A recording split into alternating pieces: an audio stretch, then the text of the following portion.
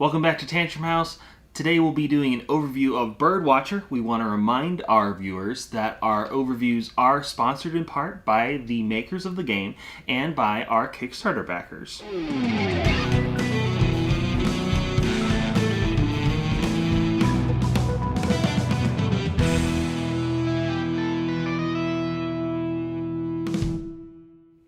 Hello and welcome to Tantrum House Studio Awesome. I'm Katie. And I'm Ryan. In this video we will be showing you Birdwatcher by Oni Games. This is a 2 to 4 player set collection game with the theme of taking photos of birds of paradise. Now we're going to be working with a prototype copy, so some of the components shown may change for the final product. In Birdwatcher, each player is trying to get photos of these exotic birds. The birds appear first in the jungle area, but they can be scared into the clearing. Players will eventually be calling them into their own tree where they can then take photos for their journals. The Academy is where you can obtain publication cards for point boosts to your journal. Each player can take 3 actions on their turn. They can run into the jungle, which allows them to move cards from the jungle into the clearing and then refill the jungle to see more bird options. Bird Call moves all of a single type of bird into your tree with a max of 6 birds resting in the tree. This doesn't work on startled birds that you've startled that turn. Take a photo allows a player to place 1 bird into their photo journal, but it scares away another bird that will then return to the clearing. Zoom Lens takes up 2 actions, but will allow a player to take a photo of a bird from another player's tree.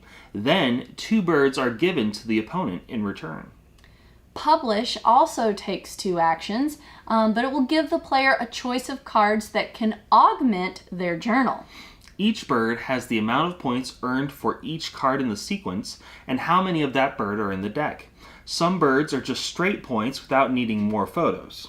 It's important to keep in mind that bird sets are only counted when they are taken in sequence. Breaking the set will just start a new one. Some birds also have a bug icon that can be collected, and insect tokens can be spent to take an additional action. Unique insect tokens are also worth points at the end of the game. Other in-game points include the publication cards, most variety in birds in your journal, and a first and second place for the most black sicklebills. The game ends when one player has reached a set number of pages in their journal, or when the bird deck runs out.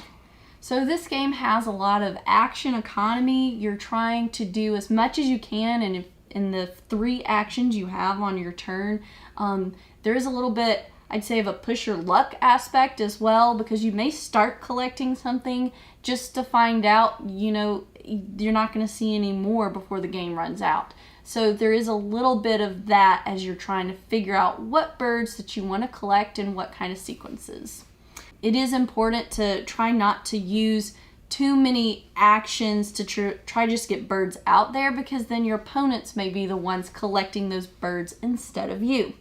Yeah, and the different types of birds, sometimes you have to wonder, do I focus on these smaller sets and try to get several sets, because there are bonus points for having several different kinds, or do I focus on one really high scoring set? And then the different rarities you have to take into account as well. Also, there are a lot of different types of birds of paradise represented in this game.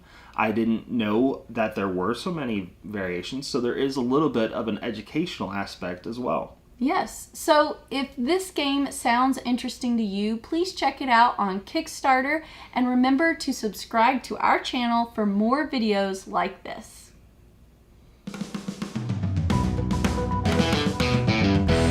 Publication cards for point boat Kickstarter soon, and be sure to subscribe to our channel.